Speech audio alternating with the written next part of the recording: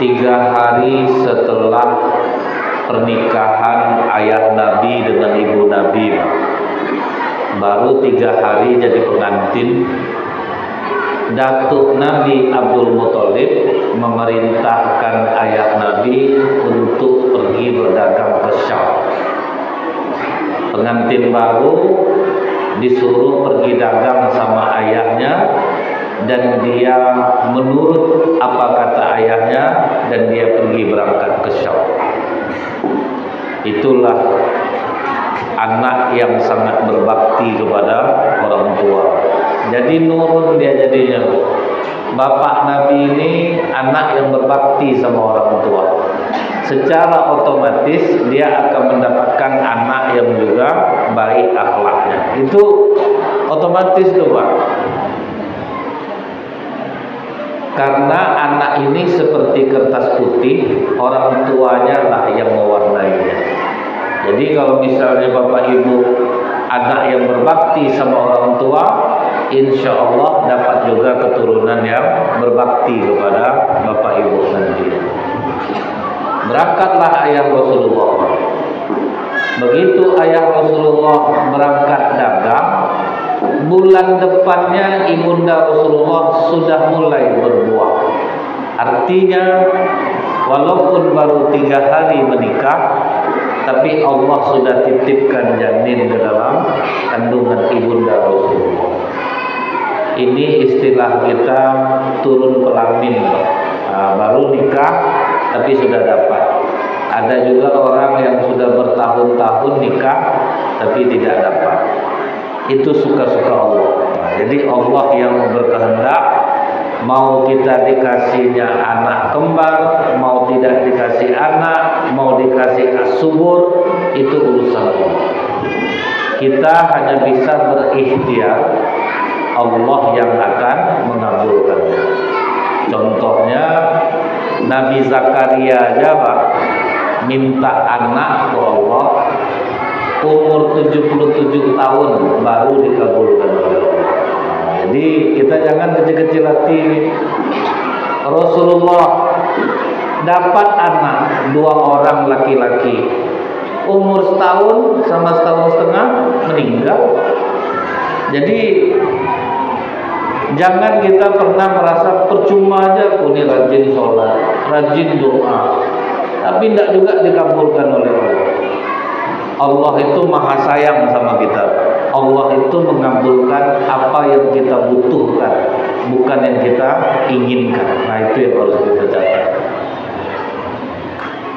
Nah kemudian 6 bulan Rasulullah dalam kandungan, dapatlah kabar gembira, Bapak Nabi sudah sampai di Madinah. Mau pulang lagi Pak, mau pulang ke Mekah, rupanya jatuh sakit. Jatuh sakit, dikirim utusan untuk menjemput, tapi belum sampai utusan di Madinah, Bapak Nabi sudah meninggal dunia. Jadi 6 bulan dalam kandungan, Bapak meninggal. Kenapa Allah mewafatkan ayah Rasulullah? Yang pertama, agar Rasulullah tidak punya dosa kepada ayahnya. Karena apa? Orang banyak tidak tahu, tahunya cuma hadis, kepada siapa kami berbakti ya Rasulullah? Ibumu. Kepada siapa lagi ya Rasulullah? Ibumu. Kepada siapa lagi ya Rasulullah? Ibumu. Kepada siapa lagi ya Rasulullah? Baru bapak. Jadi banyak anak itu berbakti sama ibu, melawan ke bapak. Padahal bapak adalah pintu tengah surga. Tidak akan masuk seorang anak ke dalam surga tanpa melewati pintu tengahnya, yaitu bapak. Jadi kalau kita ingat, di zaman Rasulullah itu Pak, ada bapak-bapak mencuri di rumah anaknya yang sudah menikah. Ketahuan, melaporlah anaknya ini kepada Rasulullah. Bagi Rasulullah, anak kandungku pun yang mencuri akan kupotong tangannya. Apa kata Rasulullah? Jemput bapak kau, bawa kemari. Pas dia menjemput bapaknya, turun malaikat Jibril. Ya Rasulullah, coba tanya kepada bapak itu, apa yang tersembunyi di hatinya tentang bapaknya, tentang anaknya. Datanglah bapaknya menggigil ketakutan. Betul bapak mencuri di rumah anak bapak? Betul ya Rasulullah. Apa yang tersembunyi di hati bapak tentang anak bapak ini? Dari kecil dia kubesarkan dengan penuh kasih sayang. Aku rela bekerja menjadi apapun asal anakku ini bisa makan dan hidup senang. Tapi setelah dia menikah dan berhasil ya Rasulullah, dia tidak pernah ngasih duit sama aku. Aku mau minta malu sehingga aku khilaf dan mencuri di rumahnya. Potonglah tanganku ya Rasulullah. Kata Rasulullah, tidak Pak. Tidak ada ayah yang mencuri di rumah anaknya, karena anak lelakinya dan harta yang dia miliki adalah milik ayahnya. Itu dahsyatnya.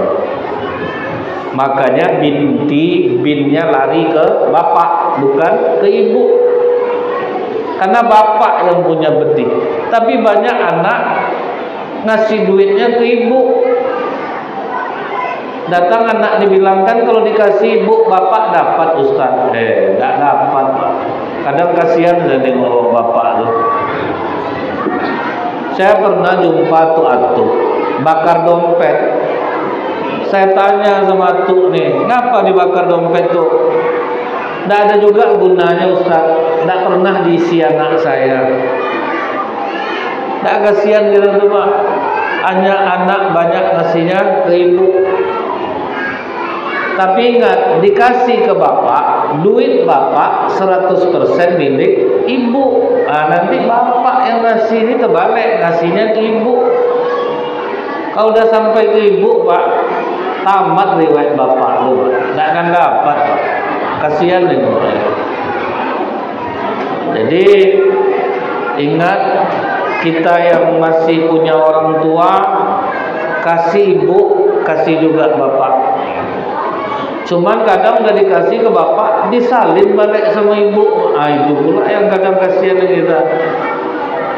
Jadi ingat nih ibu-ibu juga, jangan memang uang bapak itu 100% milik ibu, tapi tolong ngerti keadaan bapak. Kita ini kan mencari memang betul untuk istri, untuk anak Pak. Tapi tengok juga istri bapak. Kalau istri bapak ngerti, dia kasihlah semua sama dia. Tapi kalau enggak Pak, pandai-pandai lah Pak. Pak ya nanti. Nah ini ya Pak ya, itu rahasia kenapa ayah Rasulullah diwafatkan. Tapi Pak, bapak-bapak yang cerdik dengar ceramah saya ini, ditanyanya ke anaknya, apa ceramah Ustaz tadi? Suruh berbakti Pak. Pada siapa? Ibumu. Terus ibumu. Terus ibumu. Terus baru bapak. Berapa orang ibunya tuh? 3 Pak. Ibu kau berapa baru? 1. Berarti kurang 2 lagi. Disangkanya nih hadis poligami. Nah kemudian Pak, setelah kita paham betapa sakralnya ayah dalam Islam, jadi jangan pernah menganggap remeh doa ayah.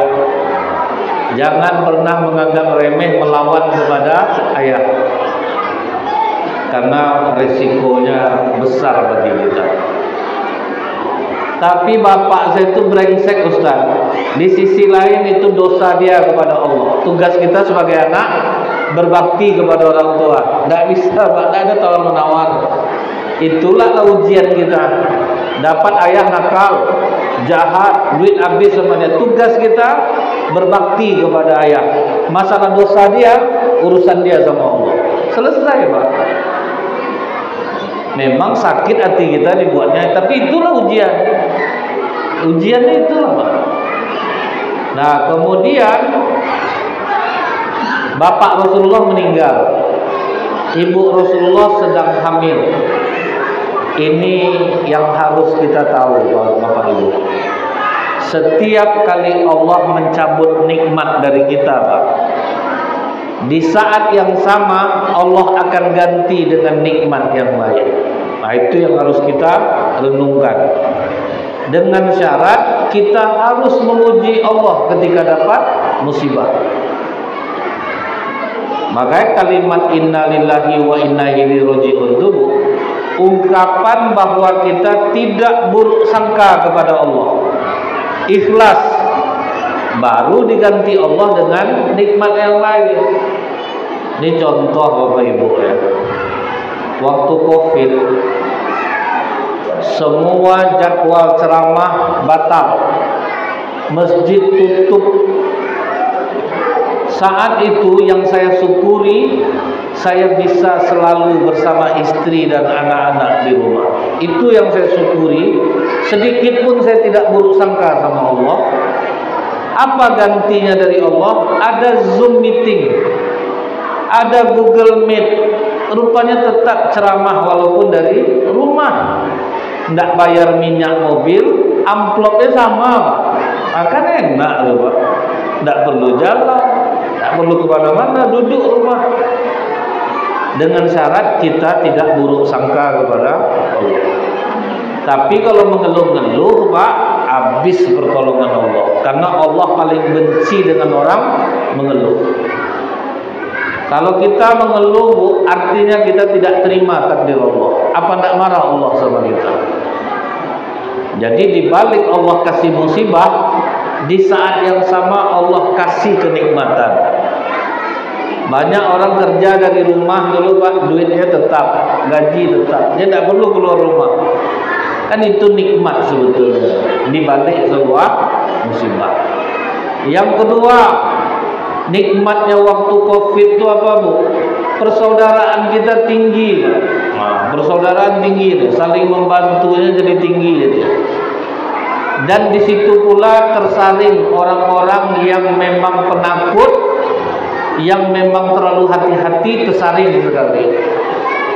Makanya ada di masjid batu aja tetangganya, Pak, berdenyut jantungnya langsung. Ah, ini mindah. Banyak ketakutan. Jadi yang takut kelihatan, yang beriman kelihatan, yang mengambil hikmah dari kejadian itu pun mendapatkan berkah dari Covid itu.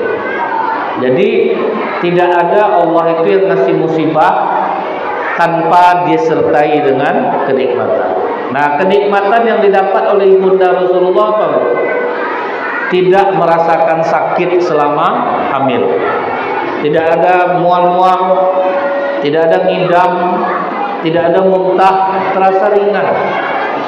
Karena kita tahu, Pak, perempuan hamil itu ada namanya bunting kerbau. Itu pemalasnya minta ampun tuh. Kadang mau bercerai rasanya, Pak. Suami kalau dapat istri bunting kerbau, pemalas. Padahal itu perubahan hormon, berkelahi jadinya. Ada bunting harimau, berkelahi apa, benci dia nengok suaminya. Nah, dia benci nengok suaminya. Kan payah rumah tangga, Pak. Di masa-masa hamil itu makanya banyak orang mau bercerai karena suami ini tidak tahu bahwa itu adalah perubahan hormon.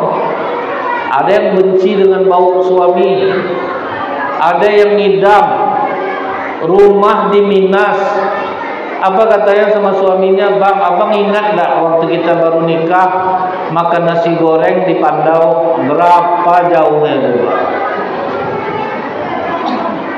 Berangkatlah suaminya dari Minas sampai Pandau, sudah beli nasi goreng, pulang balik sejam setengah. Sampai di rumah, Dek, ini nasi gorengnya, makanlah sama abang, aku tuh ngidam pengen nengok abang makan. Apa tak sakit hati suaminya. Kalau tahu untuk dia, tadi ngapa dia jauh-jauh beli, Pak. Jadi macam-macam, Pak. Sampai ibunda Rasulullah mau melahirkan tanpa rasa sakit, brojol aja, tidak ada rasa sakit. Sementara kita kalau pergi ke rumah bersalin, mendengarkan pekik orang yang mau melahirkan itu, Pak, sedih gitu rasanya. Aduh bang, udahlah sekali ini aja bang, tak tahan aku bang, janganlah beranak juga lagi, ampun, betul-betul tak sanggup aku.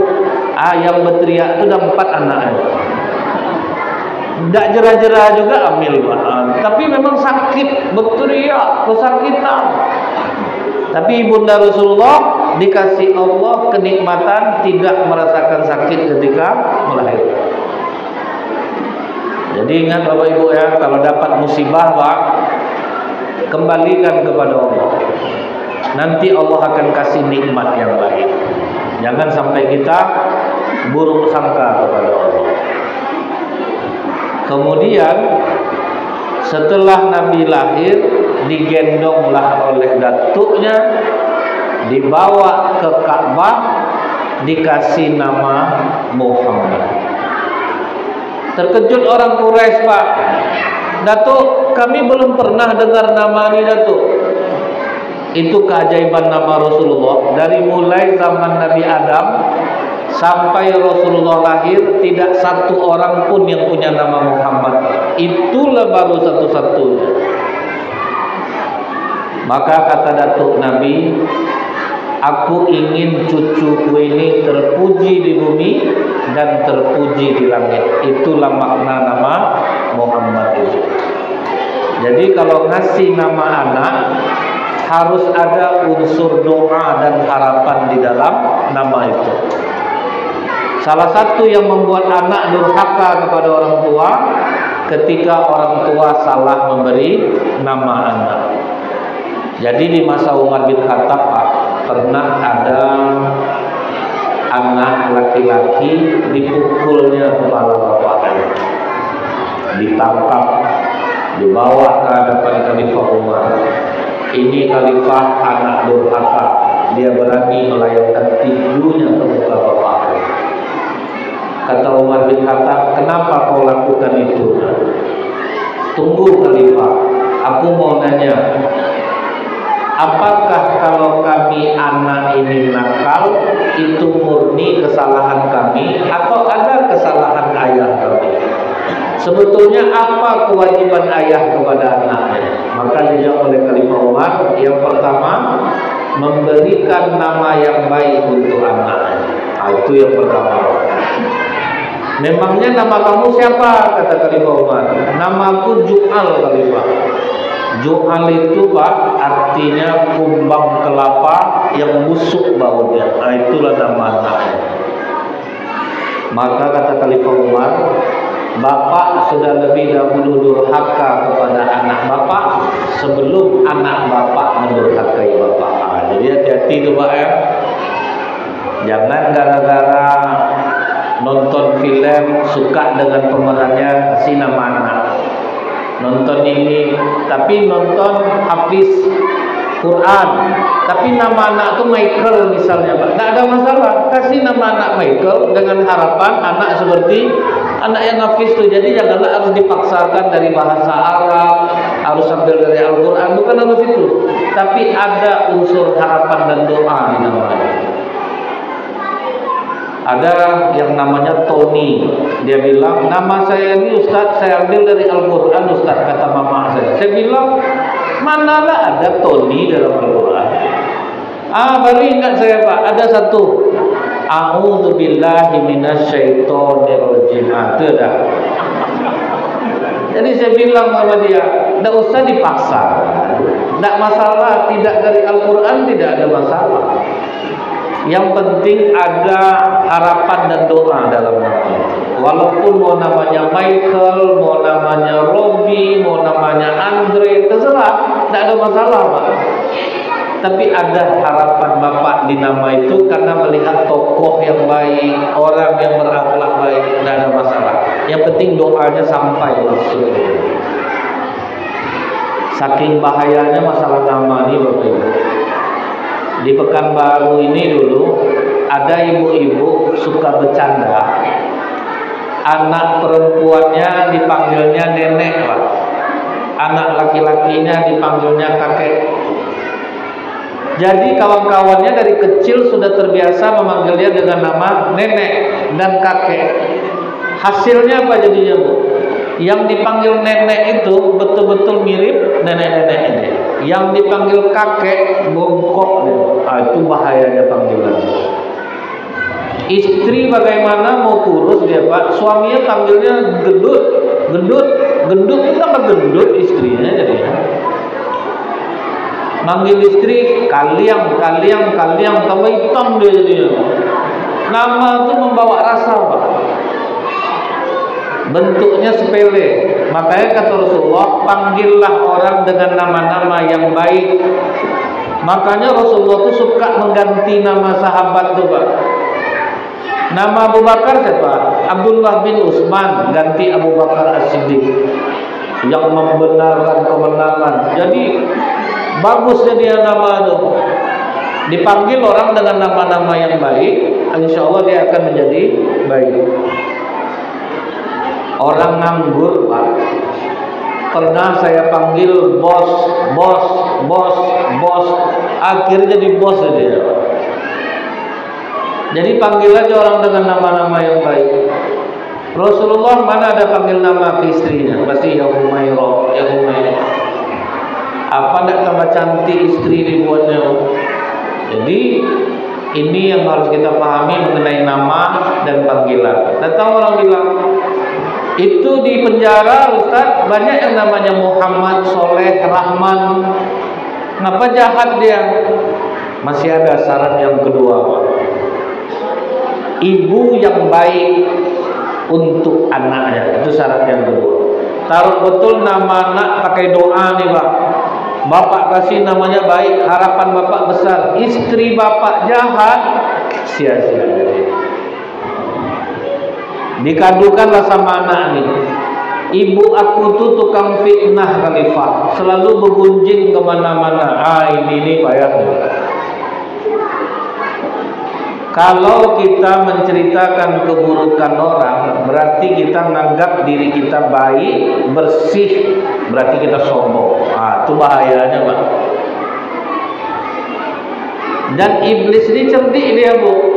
Iblis sekarang Bapak Ibu tidak dilarang kita. Kalian mau bangun masjid silakan. Kalian mau rajin sholat ke masjid silakan.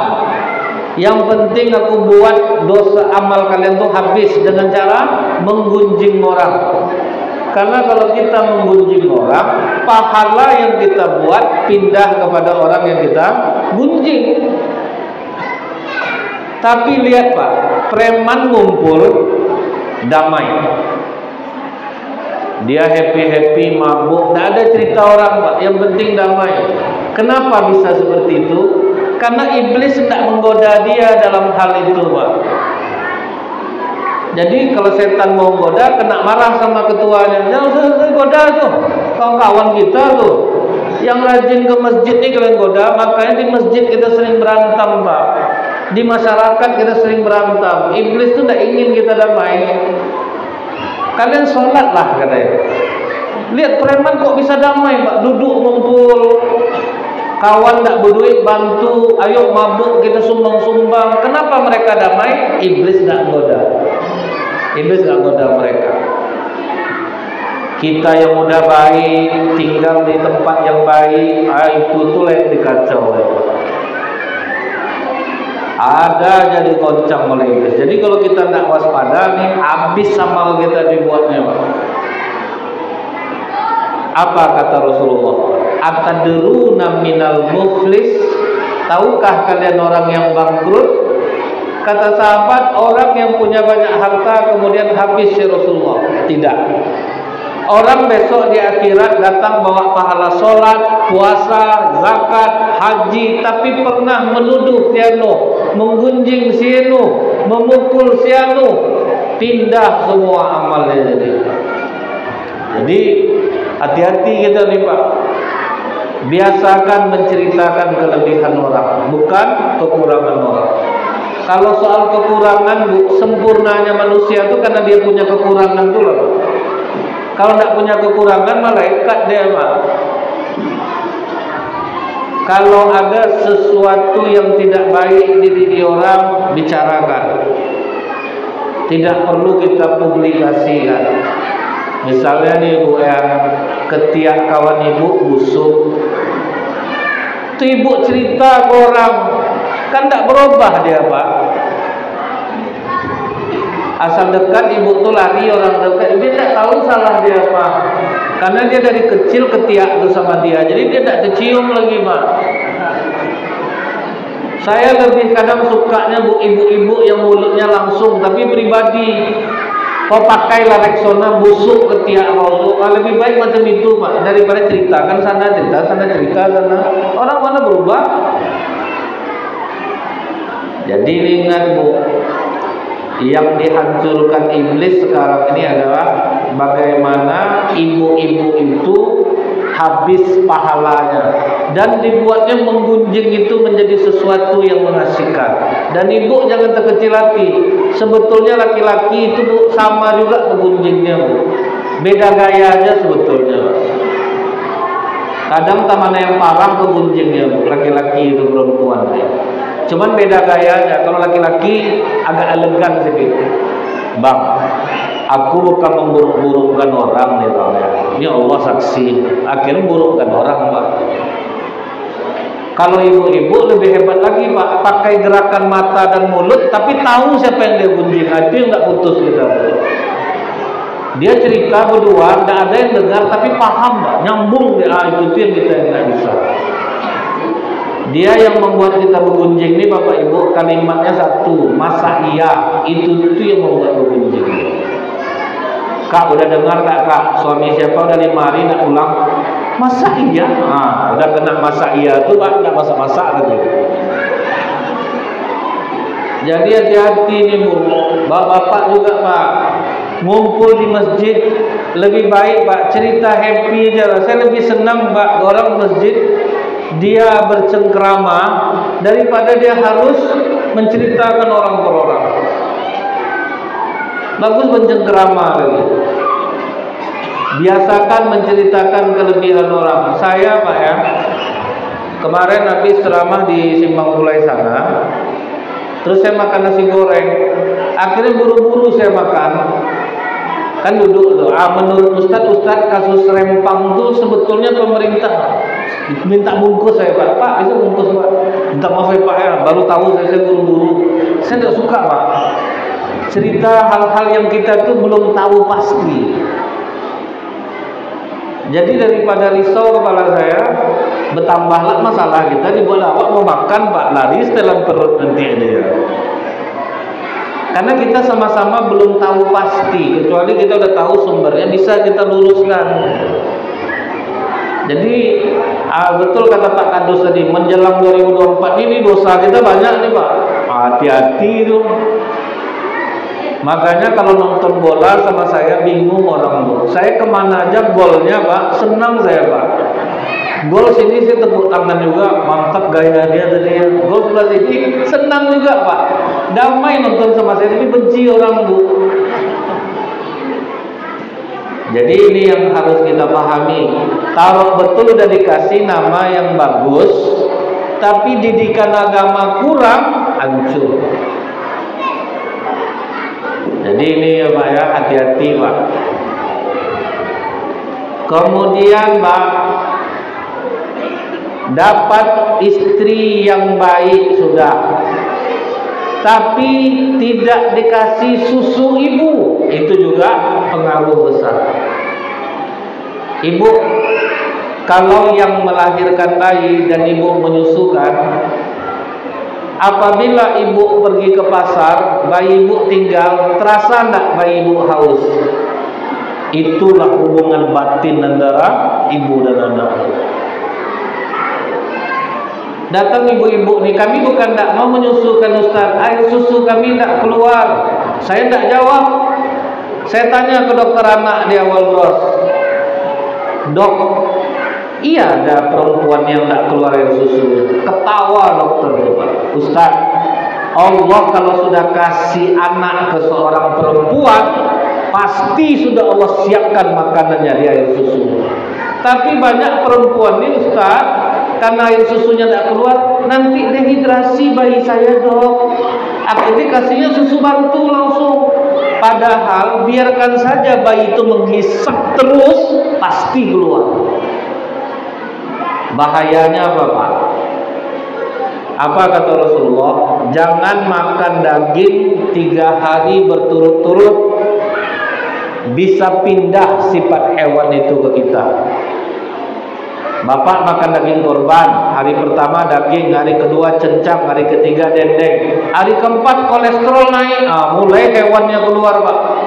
Pemarah, sensitif, pindah sifat hewan itu ke kita.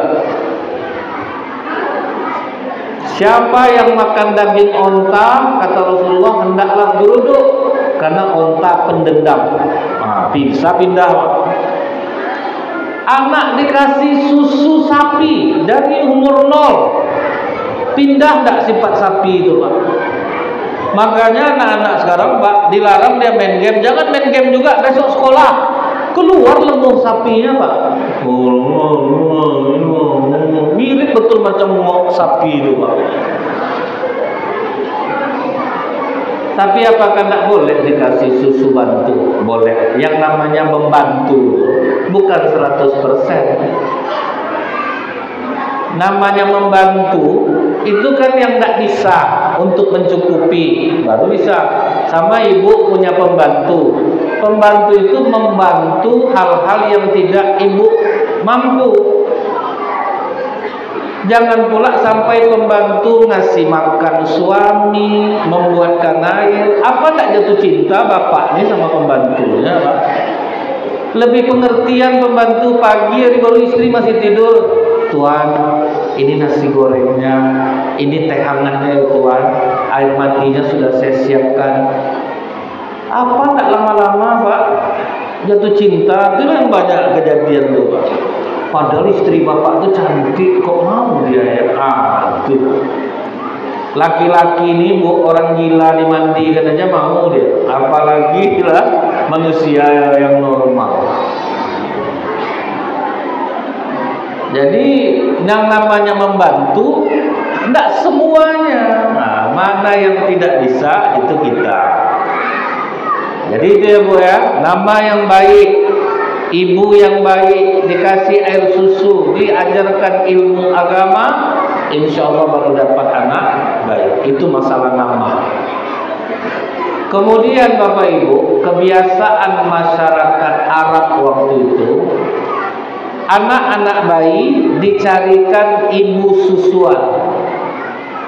Dan mereka itu ingin dapat anak yang baik, dicarilah ibu susuan yang berakhlak baik. Bani Sa'ad namanya. Ibu-ibu di Bani Sa'ad itu Pak, no gosip, no gunjing, karena sibuk bekerja, beternak, berkebun.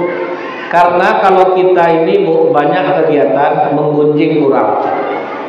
Tapi kalau sedikit kegiatan, akhirnya banyak menggunjing. Daerah Bani Sa'ad itu subur, alam desanya bagus, tutur kata mereka pun baik. Jadi berharaplah ibu-ibu di Mekah, di lingkungan Bani Sa'ad, anaknya akan menjadi anak-anak yang baik dari ibu susuan yang baik. Kemudian Pak, setelah terkumpul bayi di Mekah, dikasih tahulah Bani Sa'ad, ini bayi-bayi sudah terkumpul, tolong jemput. Nah, orang Bani Sa'ad langsung bersiap-siap berangkat.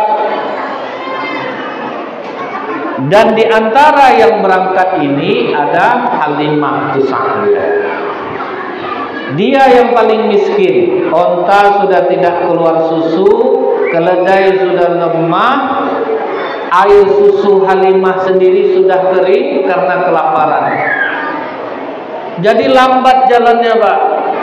Yang duluan sampai ke Mekah tetangganya. Tetangganya kan ramai berangkat rombongan. Akhirnya tertinggallah Halimah ke belakang. Masuklah tetangganya ini ke Mekah. Sampai di Mekah, semua ingin mengambil Rasulullah. Ini untuk akulah, suka aku nengok anak ini. Tapi begitu tahu Rasulullah anak yatim, mundur semuanya. Karena menyusukan anak yatim biayanya diskon 50%. Murah biayanya. Jadi tidak ada yang menyusukan. Jadi nasib anak yatim di masa Rasulullah itu susah dapat ibu susuan karena upahnya murah.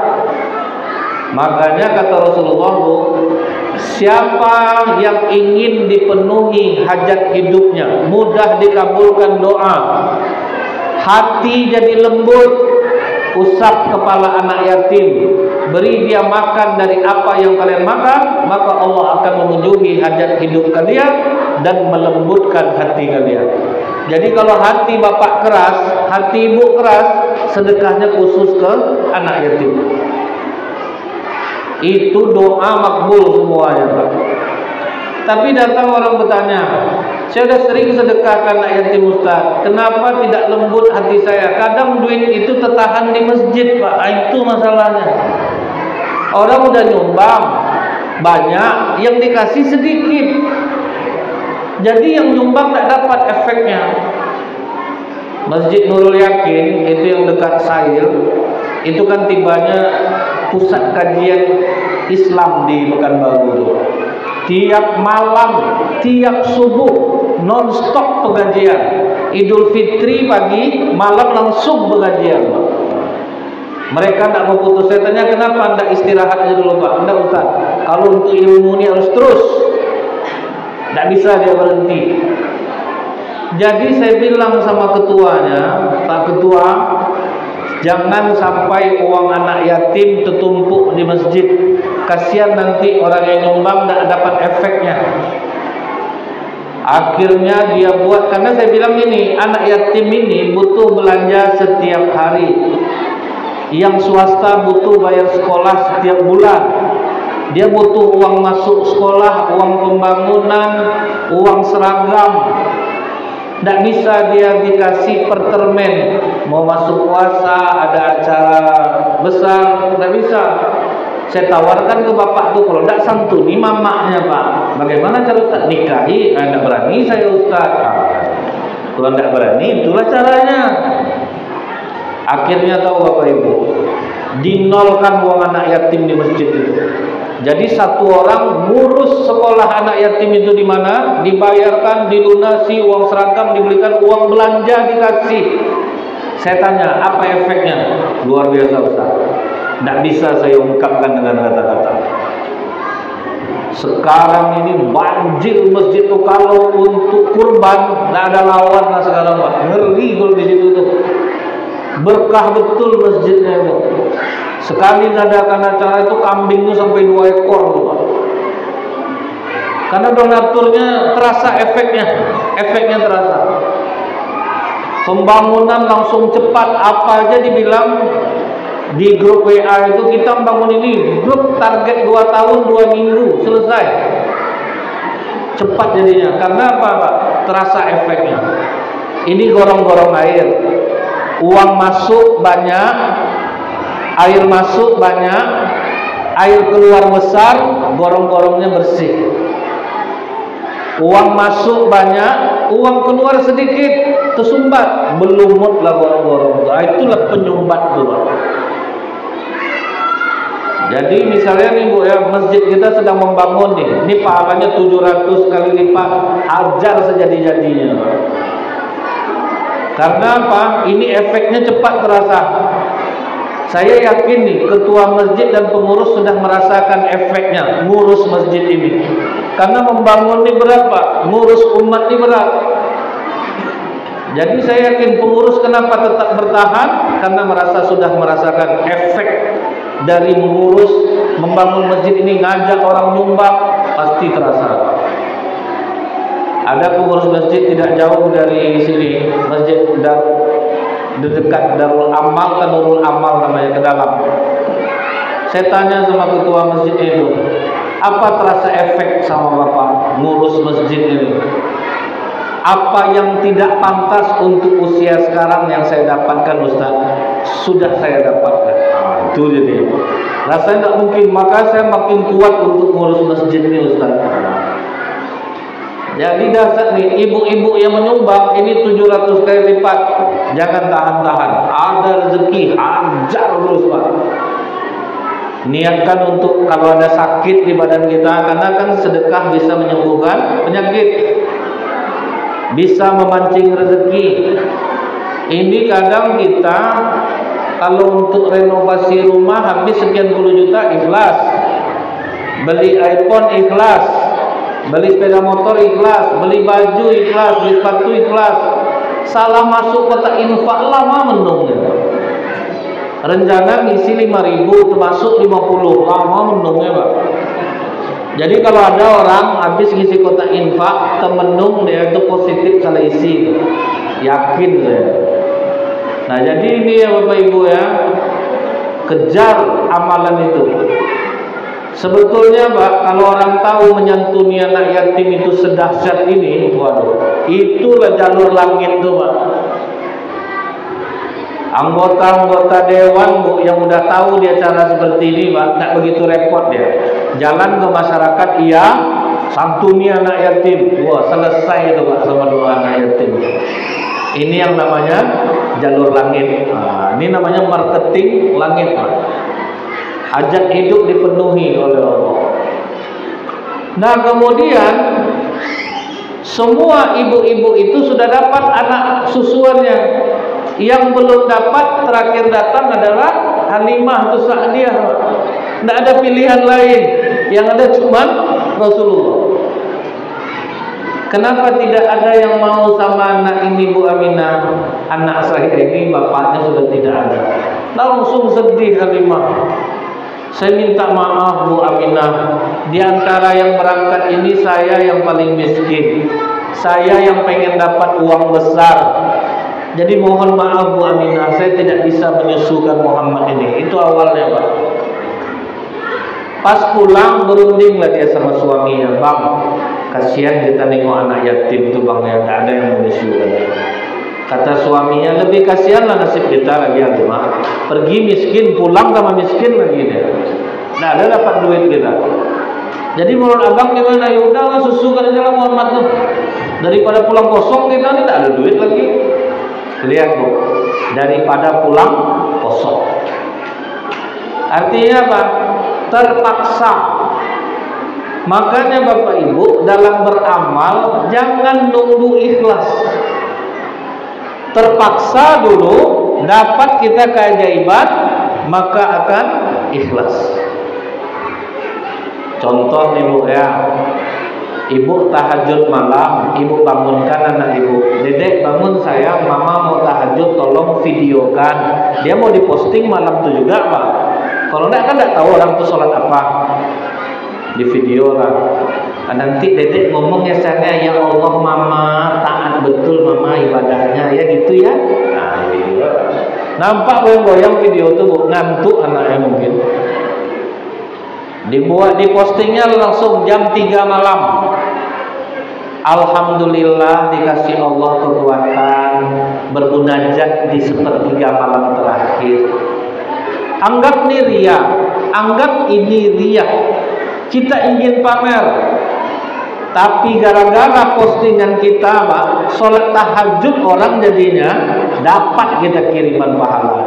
Tutuplah ria tadi. Tuh Pak.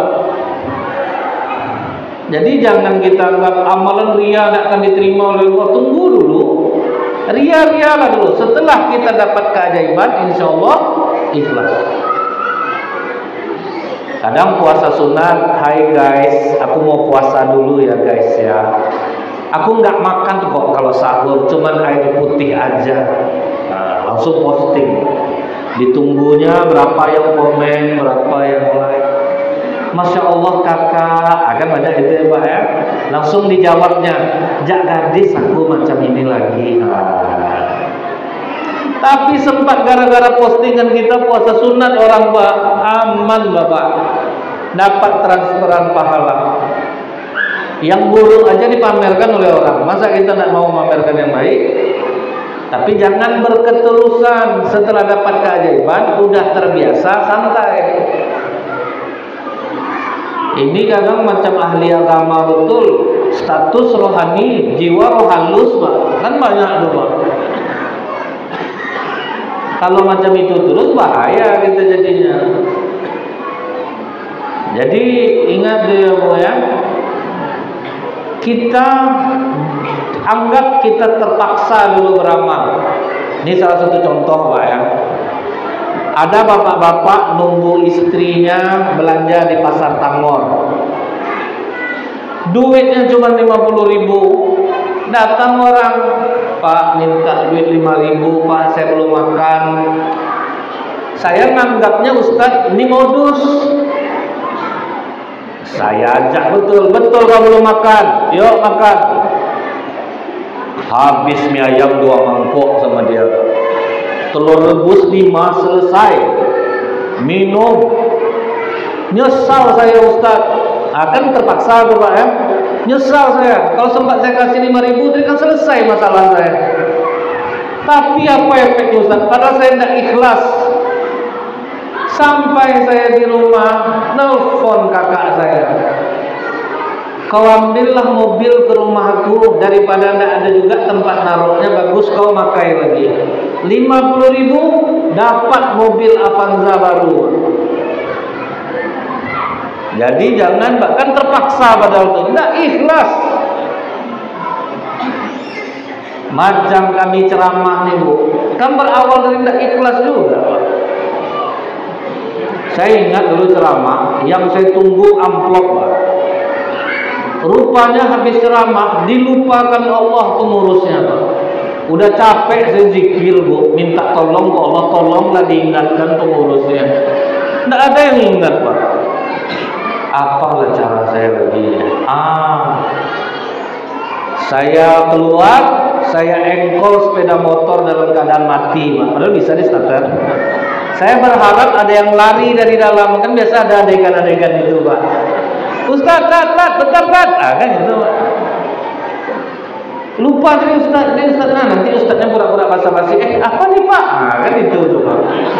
Udah balik saya dari situ tuh. Udah sakit paha saya Pak, sebelah kanan. Tidak ada yang keluar. Memang pedih dari kelas itu. Di jalan berdoa lah saya sama Allah, ya Allah ampuni aku, kotor betul hati aku nih ya Allah, tolong ikhlaskan hati aku nih ya Allah, kacau betul aku nih. Akhirnya dikasih Allah ketenangan jiwa. Rupanya setelah tenang jiwa, setelah ikhlas, baru ingat pengurusnya. Diteleponnya saya Bu, Assalamualaikum Ustaz. Waalaikumsalam, ya Pak. Minta maaf kami Ustaz. Langsung saya sandiwara Pak. Minta maaf kenapa Pak? Kan inilah gaya Pak. Lupa ngasih amplop Ustaz. Tak usah itu Bapak pikir Pak. Saya tak ada mikir. Geli saya kalau ingat itu Pak. Saya antar amplopnya malam ini ya Ustaz. Tak usah Pak, hari udah malam. Tapi kalau Bapak maksa saya tunggu, kata saya. Lihat Pak, bolak-balik tak? Pertama tidak ikhlas, di jalan ikhlas, di telepon tidak ikhlas lagi. Jadi jangan dikira Bu, kita ikhlas itu mudah. Latihan dulu Pak. Pernah saya berhasil ikhlas. Saya ceramah di desa dekat pabrik kelapa sawit. Jadi nengok masjidnya itu prihatin saya Pak. Saya bilang sama ketua masjidnya, Pak, kalau memang ada amplop untuk saya pengen bantu masjid nih. Alhamdulillah, makasih banyak Ustaz. Itu betul-betul udah ikhlas Pak. Habis ceramah diumumkan, tablik akbar kita malam ini sepenuhnya ditanggung oleh perusahaan kelapa sawit di desa kita ini. Dan alhamdulillah, amplop untuk Ustaz Nazril sebanyak 5 juta semua disumbangkan. Langsung sakit kepala saya Pak. Banyak rupanya Pak. 2 kali saya minum bodrek malam itu, jarak 3 jam. Itu betul-betul sakit kepala saya. Jadi jangan dikira mudah ikhlas tuh Pak. Buat aja malam dulu. Jadi lama-lama terbiasa Bu. Sekarang ini kita tidak mandang itu lagi. Mau kemana aja kita yang bawa duit ke dalam. Kita tidak pernah tahu orang berduit atau enggak. Kalau kita takar, orang mau aja bayar Pak, tapi menderita enggak dia mencarikan itu. Saya yang penting apa Bu? Orang terbuka sama saya. Kadang enggak jalan, saya yang numbuk loh Pak. Saya jangan dikira safari dakwah itu dulu. Terus aman saya Pak, wah dia pasti banyak yang belum. Enggak, kadang harus ngerti kita Pak keadaan. Tidak semua orang itu siap dia untuk itu gitu. Nah, karena kapan itu bisa? Setelah terbiasa. Nah, kemudian Bapak Ibu, apa yang dirasakan oleh Halimah Sa'diyah? Begitu dia balik lagi, Pak, Bu Aminah, biarlah saya yang ngambil Muhammad ini untuk susuan, walaupun upahnya kecil. Oh ya sudah, silakan Bu Halimah. Apa kata Halimah Sa'diyah? Begitu aku menggendong Rasulullah kecil dan menyandarkan ke dadaku, terasa air susuku yang kering tiba-tiba mengalir deras. Padahal belum makan. Aku susukan Muhammad kecil sampai kenyang dan tertidur. Aku susukan pula anakku yang menangis berhari-hari di jalan sampai kenyang dan tertidur pula. Begitu aku keluar, ontaku yang sudah tua yang tidak keluar air susunya penuh kantong susunya, sehingga aku puas minum bersama suamiku. Keledaiku yang lemah tiba-tiba menjadi kuat perkasa. Melihat kejadian itu, apa kata Halimah? Kalau macam ini bang tidak dibayar pun tidak masalah. Baru ikhlas. Tetangganya sudah jauh di jalan, Pak, udah lama perginya. Halimah belakangan, terpacu tetangganya semua, saking kuatnya unta dan keledai. Sampai bertanya tetangganya, Halimah, baru beli unta kau? Enggak, unta yang tadi nih. Itu keledai kau kok kuat? Baru beli ya? Enggak, keledai yang semalam. Kok bisa gini jadinya Halimah? Berkah aku dapat anak yatim nih. Langsung menyesal tetangganya semua, kelahi suami istri ini. Itulah bang, aku udah mau ngambil anak itu tadi abang larang. Apa pula aku yang salah kan? Oh yang enggak mau, kelahi lah di jalan tuh. Bukan sampai di situ saja, Bu. Begitu sampai ke Bani Sa'ad, kambing Halimah yang dilepaskan liar pulang dalam keadaan gemuk, kambing tetangganya pulang dalam keadaan kurus. Jadi kalau kita santuni anak yatim, kemudian kita ikhlas, setelah kita mencoba, maka keajaiban akan menghampiri kita. 1 jam pas saya ceramah, hidangan makan malam pun sudah siap. Mudah-mudahan ini bermanfaat. Lebih kurang saya mohon maaf. Subhanakallahumma bihamdika, asyhadu an